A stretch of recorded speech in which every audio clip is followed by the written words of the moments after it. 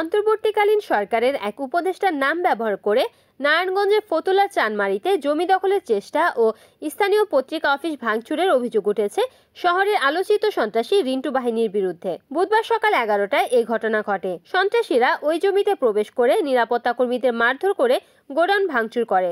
এ সময় তারা সিসি ক্যামেরাও ভাঙচুর করে এবং সাইনবোর্ড ভেঙে ফেলে।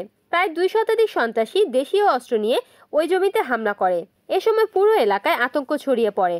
খবর পেয়ে ফতুল্লা মডেল থানা পুলিশের একাধিক টিম ঘটনাস্থলে উপস্থিত হয়ে পরিস্থিতি নিয়ন্ত্রণে আনে। জমি দখল করতে আসা সন্ত্রাসী বাহিনীর প্রধান রিন্টুকে সাংবাদিকরা প্রশ্ন করলে প্রশ্নের উত্তর না দিয়ে পালিয়ে যায় তিনি। আজকে কি হয়েছে বলেন না, ফালতু কি বলেন। আচ্ছা, এটা কিন্তু অতিরিক্ত অতিরিক্ত না, বলেন বিষয়টা কি বলেন, বিষয়টা বলেন। 150 লোক, কোন 150 ভাই, কোন 150 লোক নাই এখানে। ভাঙছেন, গোডাউন খালি করতে চাইছেন। হ্যাঁ, কেন গোডাউন খালি করতে চাইছেন? এটা কেন? হ্যাঁ, সিসি ক্যামেরা নিয়ে আসছেন, সিসি ক্যামেরা ভাঙিয়ে ফেলাইছেন, সাইনবোর্ড দিয়ে আসছেন কেন? হ্যাঁ বলেন। আমি না না না, রেকর্ড দিলাম না, এই জায়গায় দেবো যা ওটা দেখে ওটা এটা যদি ওরা ডকুমেন্ট থাকে সেই কাগজপত্র শান্তভাবে থানায় এসে বসতে পারে। আসবেন বলছেন, হ্যাঁ, তারপর তারা এই 150 লোক নিয়ে আসছে, এই যে সিসি ক্যামেরা ভেঙে ফেলাইছে, গোডাউন খালি করে দিচ্ছে। সো অন্য সব বিভিন্ন কোম্পানির মালামাল নেওয়ারও চেষ্টা করছে বা নিছে। এই বিষয়টা কেমনে দেখেন? না না, আসলে আমি তো কিছুক্ষণ আগে আসলাম, এখনও আমি ওই বিষয়টা 50 জন বা 60 জন আসছে, তারা নিয়ে আসছে কিনা সেটা তো আমি সঠিক বলতে পারছি না। এখনো একজনের সাথে এক কথা বলে অনেক লোকজন আসছে। আচ্ছা, জায়গার বিষয় নিতে আসলে কি এই কায়দায় কেউ আসে কিনা? না, এটা সঠিক কিনা? এটা সঠিক না।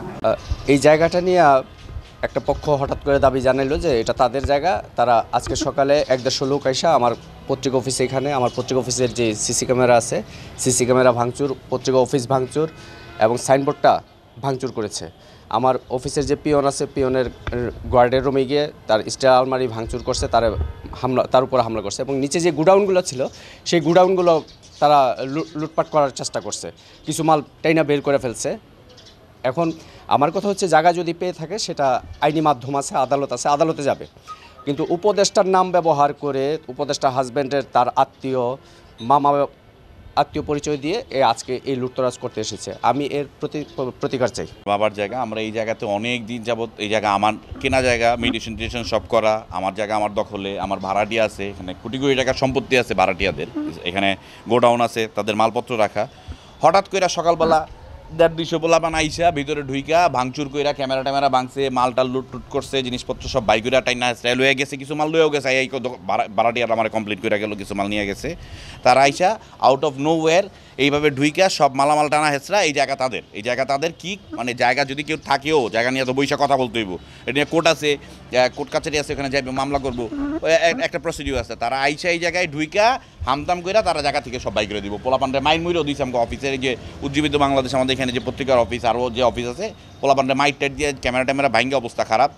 এবং এখানে যেটা হয়েছে, গতকালকে আমি একটা ফোন পাইছি হাতেম সাহেবের মাধ্যমে, একটা ফোন আসছে আমার কাছে, আমাদের অফিসের একজনের ফোন দিছে, দিয়া উনি বলতেছে যে এক উপদেষ্টা, আমি নাম বললাম না, এক উপদেষ্টার কথা, উপদেষ্টার হাজব্যান্ড ফোন দিছে, ফোন দিয়া বলছে তার ভাগিনার জায়গা, নামটা যেন কি নাম, রিঙ্কু নাকি, ওনাদের জায়গা, ওনারা জায়গা নিয়ে বসতে চায় বা কথা বলতে চায়, তো কথা বলতে চায়। এরপরে হাতেম সাহেবরা অনেকবার ফোন দিছি, কিন্তু হাতেম সাহেবরা আমরা আর পাই নাই। এই বিষয় নিয়ে আমরা যখন কথা বলতে চাইছি হাতেম সাহেবরা পাই নাই, কিন্তু উপদেষ্টাকে নাম ব্যবহার করে এই যে আইসা আজকে যে ভাঙচুর করলো, এই যে জায়গা দখল করার চেষ্টা করলো, জায়গা দখল করার জন্য উপদেষ্টারা তো কেউ বলে নাই যে জায়গা দখল করো, তাই না? এইভাবে জায়গা দখল করা বা এই যে নাম ভাঙায়া চলা, এটার তো কোনো মানি আমি দেখতেছি না। আমার এখানে গরিব মানুষ, বহুত মানুষ কাম করে, মানুষগুলির মাইরা মুইরা অবস্থা পুরো খারাপ, ক্যামেরা ট্যামেরা ভাঙ্গা ট্যাঙ্গা অবস্থা খারাপ। তো এটা কেমন কথা হলো? আপনি আইনি কোনো ব্যবস্থা অবশ্যই আমি আইনি ব্যবস্থা নিব, এটা নিয়ে আমি আইনি ব্যবস্থা নিব। আমার এখানে যে ভাঙচুর হয়েছে, আমার যেসব ক্যামেরা ভাঙছে, লোকজনদের মারছে, এটা নিয়ে আমি আইনি ব্যবস্থা তো নিবই।